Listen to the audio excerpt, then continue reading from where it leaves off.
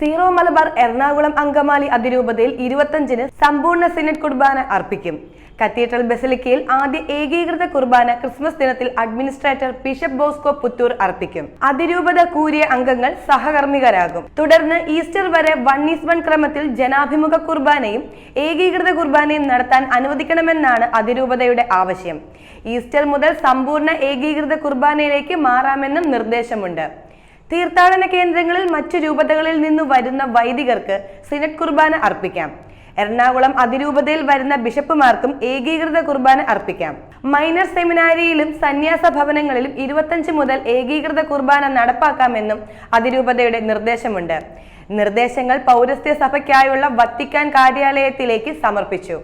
എന്നാൽ സമ്പൂർണ്ണ ഏകീകൃത കുർബാന 25-ാം തീയതി മുതൽ എറണാകുളം അങ്കമാലി അതിരൂപതയിൽ പൂർണ്ണമായും നടപ്പാക്കണമെന്ന മാർപ്പാപ്പയുടെ നിർദ്ദേശം മാറ്റാൻ വത്തിക്കാൻ തയ്യാറായേക്കില്ല. ധാരണാ നിർദ്ദേശങ്ങൾ വത്തിക്കാൻ തള്ളിയാൽ പ്രതിസന്ധി വീണ്ടും രൂക്ഷമാകും. അങ്ങനെയെങ്കിൽ സീറോ മലബാർ സഭയിൽ ജനാഭിമുഖ കുർബാന വിലക്കി മാർപ്പാപ്പ ഉത്തരവിറക്കും. ഇതോടെ ഈ കുർബാന അർപ്പിക്കുന്നവരെയും ഇതിൽ പങ്കെടുക്കുന്നവരെയും മുടക്കും.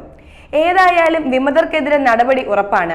വത്തിക്കാൻ കർക്കശ നിലപാടിൽ നിൽക്കുകയാണെങ്കിൽ വിമതർ കീഴടങ്ങിയേക്കും.